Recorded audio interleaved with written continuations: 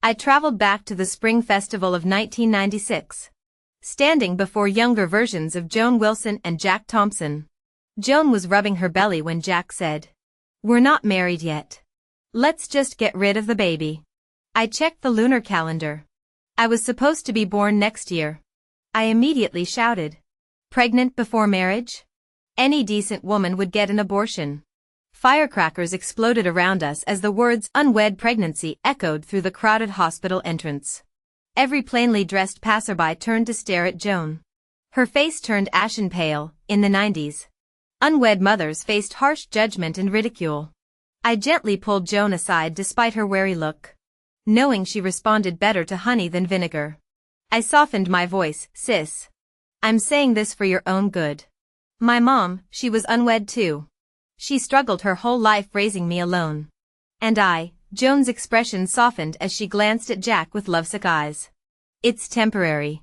We'll marry soon." Seeing her in that red polka dot dress, I recognized the vibrant woman from old family photos, this radiant rose without wrinkles or gray hairs. But I knew how quickly that rose would wilt.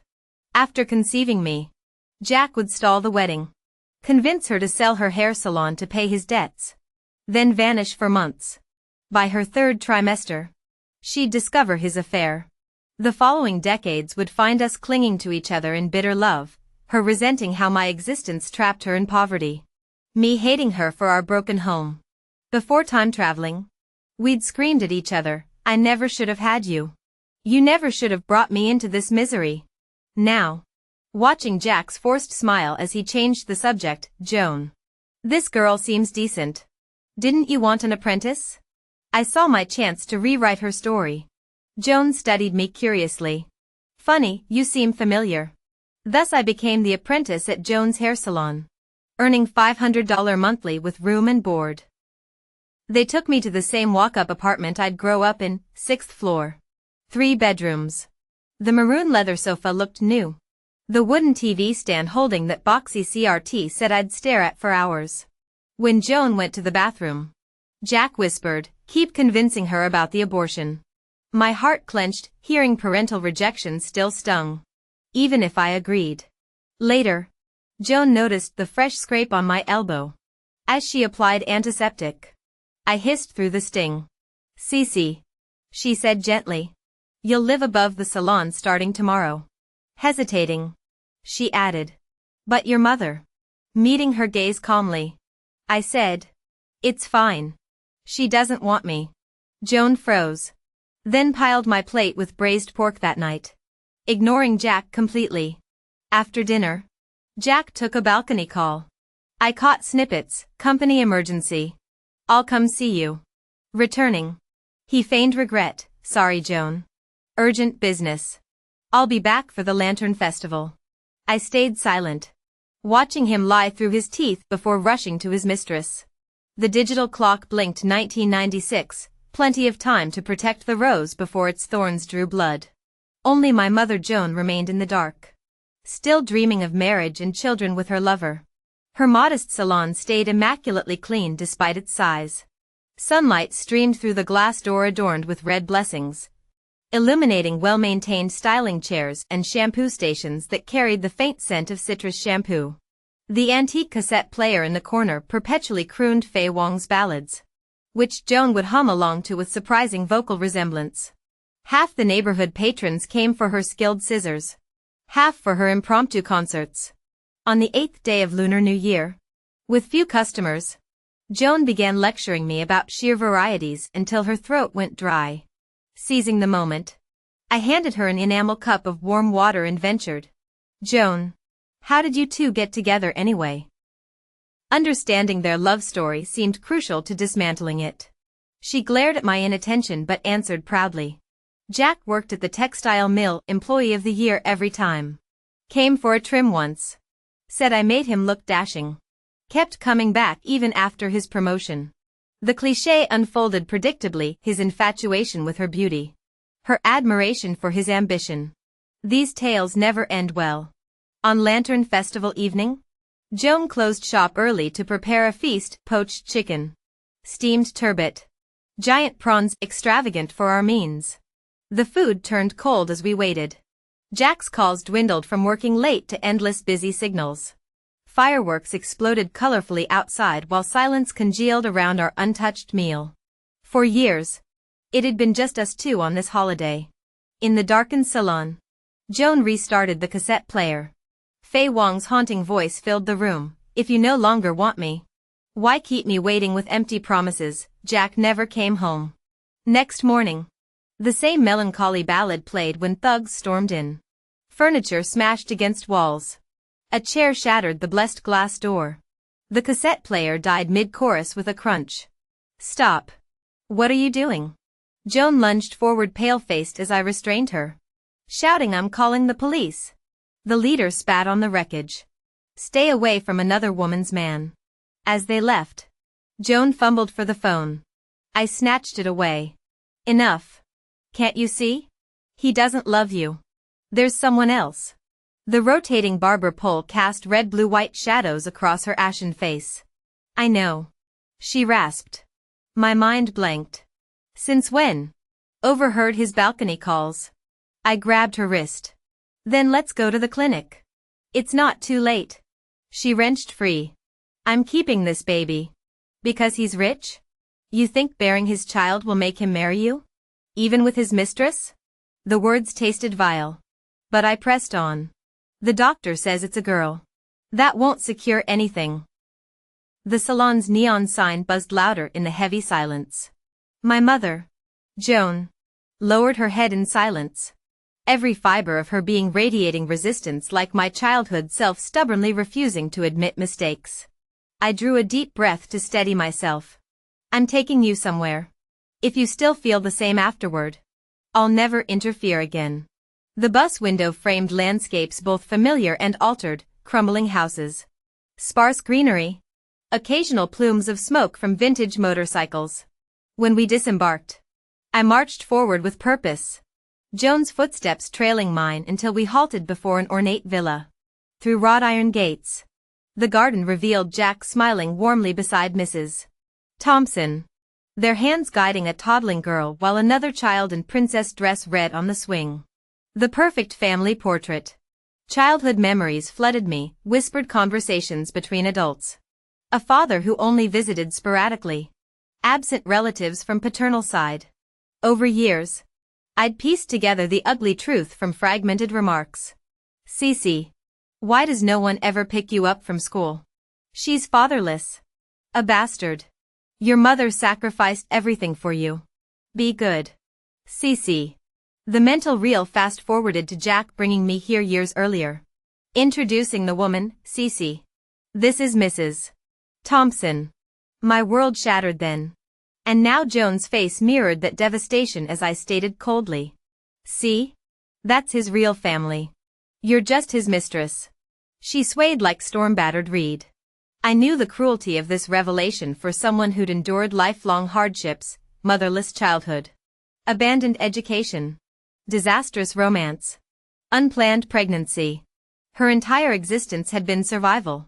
Yet she still clutched at romantic delusions. When she turned away from the villa, I thought reason prevailed. The pregnancy's early. Terminating gives you a fresh start.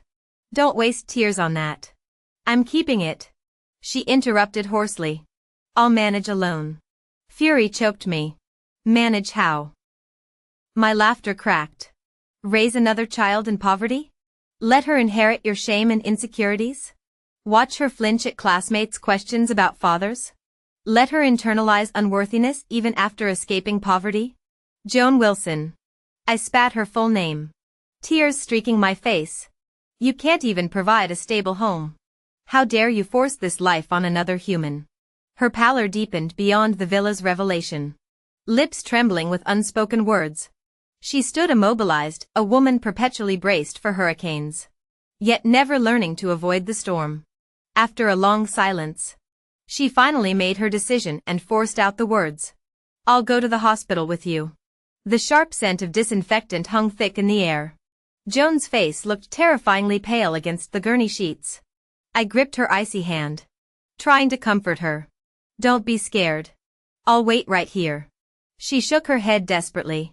her grip surprisingly strong as she clung to me. "Cece. I'm so afraid," a nurse interrupted. "We're ready for surgery now." The wheels began rolling, her fingers gradually slipping from mine until the operating room doors slammed shut. Staring at Joan's medical chart. The numbers shocked me. She was only 28 this year. Had fate sent 28-year-old me back to my mother's youth to end this vicious cycle? What would happen when this surgery concluded? Would I vanish, both present and future selves? Perhaps that's for the best. My existence had always been Joan's greatest regret. The doors burst open suddenly. I sprang to my feet. There stood Joan. Barefoot and trembling. Tears streaming down her face like a frightened child. She crushed me in a desperate embrace. Sobbing. "I can't do this. I just can't." Holding her slender frame felt nothing like the plump middle-aged woman from my memories. Her anguish silenced my reproaches. Tears burned my eyes as I rubbed her back. "Let's go home," I whispered. There had to be another way. On our return, I convinced Joan to invest her savings in future tech stocks, a wild gamble she embraced without question.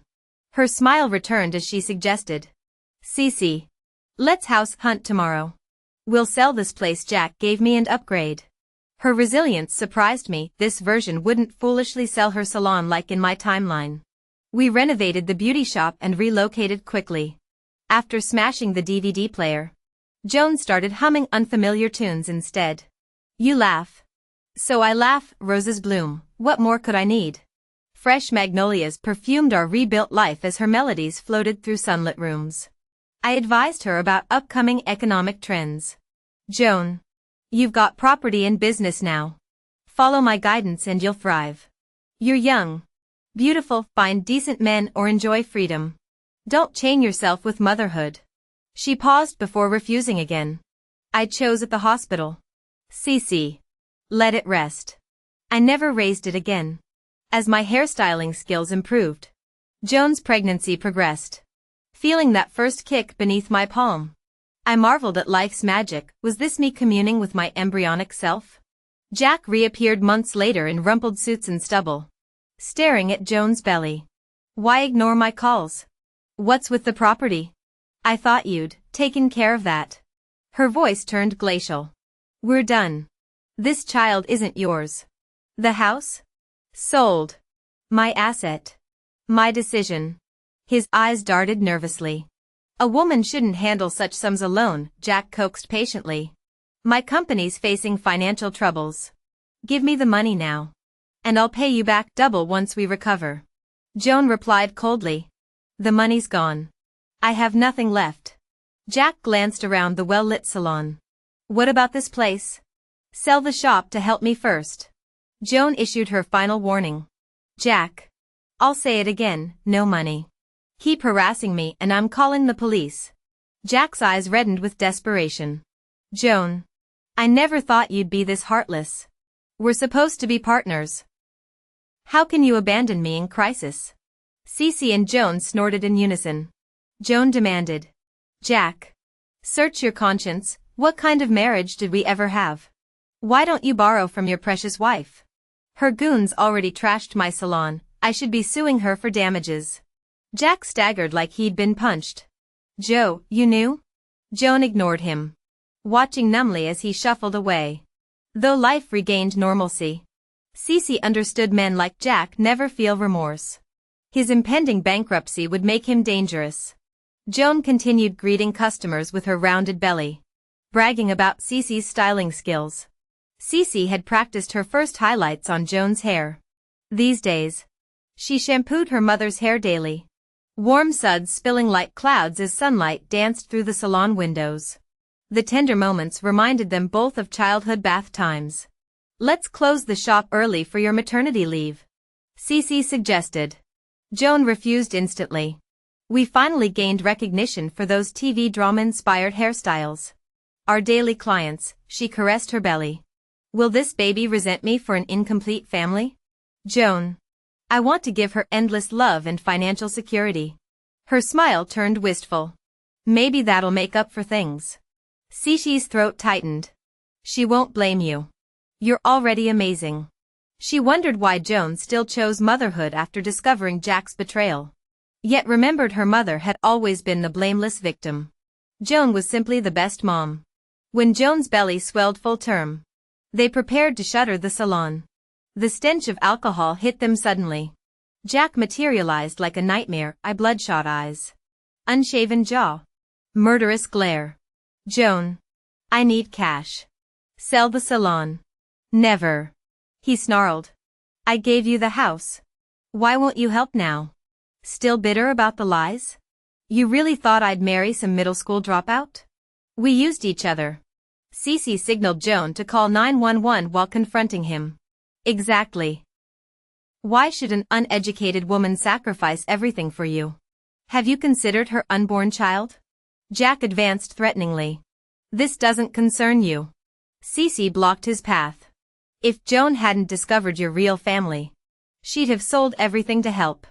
But you'd still disappear before her due date, leaving her bleeding out in delivery. You never cared about us, no child support. Nothing. She took odd jobs through winter storms, dragging me to frozen sidewalks to sell clothes. My constant fevers? Because she couldn't afford daycare. Remember when I saw her kneeling to fit shoes for my classmates? Cece's voice broke, recalling teenage cruelty, the harsh words she'd hurled at Joan's red-rimmed eyes. How they always hurt those who loved them most, yet struggled to say thank you. As I grew older, I finally understood. When I was little, I always thought Joan had wronged me. But the truth was her flesh and blood couldn't fill the void of my vanity. I turned to look at Joan, tears blurring my vision until I could no longer make out her expression. Even when I was immature and said things I didn't mean, I said, in your daughter's heart, you'll always be the best mom in the world. I fiercely wiped away tears, staring straight at Jack. Even now, you'd force her to sell the salon? Leave no way out for mother and daughter? Jack frowned before answering. When I make my comeback, I'll provide for them somehow. Kid, if you were that child, you'd choose me too, not some poor, uneducated woman. I laughed bitterly, meeting his gaze. What makes you think I haven't chosen? My voice dropped. When the child grows up, your wife will want her blood back. You'll bring her home to recognize Mrs. Thompson as legal mother, on condition of cutting all ties with Joan. Jack froze, then shoved me away violently. This is madness. Should have never talked nonsense with you. Joan stumbled forward protectively when she saw me stagger.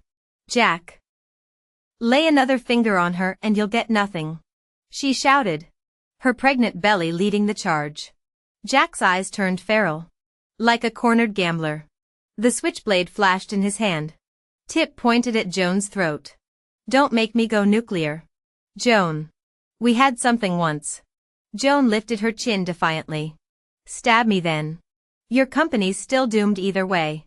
My heart stopped. When would Joan learn not to provoke armed madmen? True to form, Jack's face purpled with rage. If I sink, you drown with me, he roared, blade arcing toward her stomach. Time froze. Joan scrambled backward until the wall trapped her, arms shielding her belly. I was already sprinting when cold steel met warm flesh. Thick blood soaked through my shirt. Joan's anguished screams filled the air as she clutched my collapsing body. I wanted to wipe her tears but couldn't lift my hand. The world faded to white noise. Firecrackers exploded nearby. Muffled voices swam through the haze. Lunar New Year ruined. So much blood, that man's faking unconsciousness. The sterile hospital smell assaulted me before I saw the digital calendar, January 31st. 2025. I was back. Where's Joan? I demanded the moment my boyfriend Leo entered. He hesitated, watching fresh blood seep through my bandages. She's in ICU. When that car came, she pushed you out of the way. Bare feet slapped cold floors as I ran. Leo tried to stop me, but the determination in my eyes made him lead the way. The four-pole rattled behind us, leaving crimson droplets like breadcrumbs through the white halls. All the way there, I thought I was mentally prepared. But the moment I saw Joan, tears streamed down my face. She lay pale and lifeless on the hospital bed, eyes tightly shut, tubes snaking across her body. Yet I vividly remembered her standing hands on hips, yelling at me with fiery energy just before my time travel. How could everything change so drastically? If only we hadn't argued. If only I hadn't stormed out. If only we'd communicated better. Our fight started because I refused to dump my average income boyfriend for some wealthy stranger she wanted me to marry. Things escalated until I snapped, so I should follow your example? Marry rich. Get dumped. End up a single teenage mom like you? Her eyes turned bloodshot as she hissed. I never should have had you. Deep down, I knew her obsession with money stemmed from decades of poverty. She just wanted an easier life for me. Why do mothers and daughters hurt each other so deeply despite loving so fiercely? I despised her materialistic ways yet ached seeing her exhaustion.